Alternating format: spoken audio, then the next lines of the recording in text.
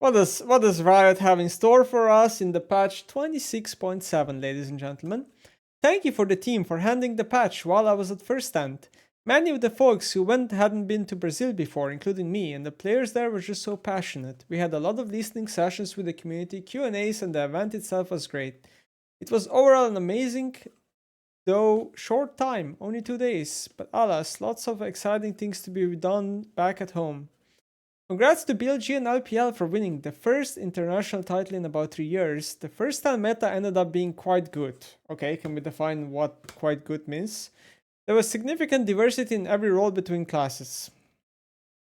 One notable gap was AP junglers and AD mids related, and so we'll see what we can do to enable some more of these picks heading into the season. Interesting. Okay. Interesting. I think this does make kinda some sense, right? Because if you take a look at what's been played for a long time, it's been mostly just AD bruiser junglers and AP mid laners. And that's not going to change anytime soon, so Riot will have to systematically do some changes here to push more AP junglers and more AD mids. Okay, was especially happy with the bot meta. Lethality Varus had a 14% win rate and there was a good mix of casters, hyper carries, and utility. Yeah, sure. Range supports are really starting to get away from the rest of the pack now, with laning being a much larger focus due to role quest. That is true. You can see on first stand, and it took people a long time to realize this, to be honest. This was ever since season 16 already, right? So it took them a couple of months to realize, but teams are at some point in drafts now just blinding Seraphine with Ashe, they're blinding Nami with Corki or whatever, they're blinding Lulu with Yonara. There's no such thing as picking Pyke, Blitzcrank, or Nautilus and punishing these champions. That doesn't exist anymore. Even if you do manage to kill them a couple of times, which is not that easy, let's say you do, all of a sudden the game is not necessarily in a good spot because the champions just massively outscale.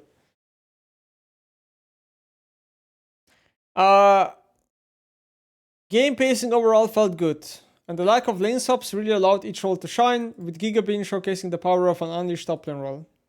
Yeah? I don't disagree with this, but what I do have to say is that I think top and ADC quests are mega OP. Now I get that we're not addressing it because people, the player perception doesn't feel that way, right? Like as people would be crying more. But top and ADC quests are really OP. It really did not seem like every lane could carry and balance out objectives, so splitting felt pretty appropriate. I don't know about this, like split pushing is not really that good, or like Riot was at the beginning of the season saying that like split pushing was gonna be like a completely new way of playing the game. It's just that you are a little bit more rewarded sometimes by pushing a silent tower a little bit more, but overall, if you look at like first hand, especially like quarters, semis and stuff, people at, especially mid to late game, they just grew perma. Like what? They're just perma 5-manning. Shyvana definitely initially landed a bit strong, and her hotfix put her in a decent spot after that. Shyvana has a bit of unintended interaction with Sylas that we will be micro-patching out tomorrow. Essentially, he benefits double from her auto-attack passive with Sylas passive that makes his attacks do pretty eye-popping values. Yep. That makes complete sense. I'm really happy they're doing this. Sylas stealing Shyvana ult is basically the new Sylas Malphite. It's even stronger than Sylas Malphite. Shyvana does not win any game into Sylas because the ult interaction is just way too OP, so this makes sense. We're still taking our time to evaluate role viability for top Shyvana and whether it's reasonably supportable without destroying jungle role satisfaction. I would assume the answer to this is probably no. We're also gonna be working on some changes to increase satisfaction of passive, reduce MMR skew, increase counterplay and satisfaction of E. Okay. Perfect. Isn't this like what Shyvana players have been asking for? Like, I don't understand how Shyvana players are crying so much about the champion being like bad in high elo and stuff. Like, come on, just at least give them some time to rebalance that. The only thing that you should be crying about as a Shyvana player is how underwhelming this rework is, because they took 4 years to basically release the same champ. Support quest. A few patches ago, we talked about reducing the negative impact of the support quest to reduce complexity. We're going to pull this all the way this patch. This may result in some farming support shenanigans, but then you're also denying your bot carry quest progression. We're giving it a go and see if anything breaks. Okay, I mean, this makes sense, right? It's like good timing right now to test this, right? Because if some stupid OP strategy comes out of that, at least they have time before MSI happens, right? Okay, so once again, we have literally a nothing burger patch. I don't understand. This is like third patch in a row where Riot, I don't know, what their employees have stopped working on League of Legends or something. Maybe they're doing other projects. What are we looking at for? This is not exciting at all, man. This like this is a nothing burger patch. Cassiopeia, okay, she's gonna get buffed finally. Cool. Kalista, sure. Rel, okay. Champ nerfs, Graves. Karma, Nami, Ornn, Singed, Veigar. So why is Veigar on this list? Probably because of low elo, right? Probably because of low elo. If you look at Veigar in silver, I mean, he does win a lot of games in silver, right? But then you go to some other simplistic champion like Malzahar, he wins more games than Veigar in fucking silver. So do we have to nerf Veigar now because he's a high winner champion when Malzahar wins more games? Just makes me question reality. That this doesn't make any sense.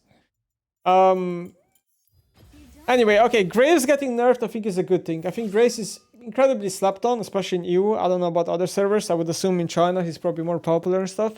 Graves is, I think, just really showing the buffs he has gotten via, like, for example, Hubris being buffed, or him going more of a bruiserish build with E giving him so much MR and armor. Like, seriously, you have to read E now, because Riot buffing Gravesy a couple of times, it gives him ridiculous amounts of MR and armor. It is absurd, like, how much tankiness this champion can get with that ability.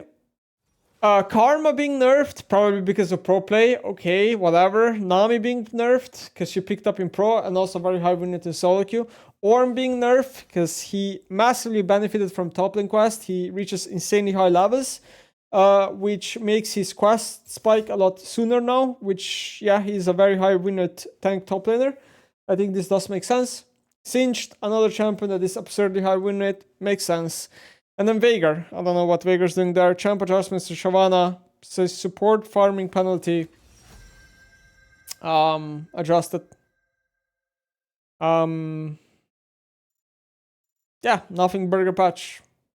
Like, Graves, Nami, Ornn, and Singed nerfs make sense. Karma and Veigar, I would say they don't. I think Karma... the problem with Karma is that if you don't have a Serpent's Fang, she becomes very oppressive because she's a one ability champion, which is like all about her E. And the moment you have Serpent's Fang, she feels like she feels way worse. So I think Riot needs to shift some power from Karma out of E maybe and give it a little bit more into maybe something else. Although the problem with Karma is like, how do you give her power into Q, right? Because then it's like mega oppressive to lane against. And W is already very strong early game spell and very bad late game spell. So yeah, it's not easy, I guess, to really balance Karma. I think her win rate is completely fine though, so it's mostly due to pro play, I guess, because she gets like prior bot and then, yeah, useful later with scaling on shield. The buff list, it makes sense, right? But it's like we're buffing only 3 champions, really? Really?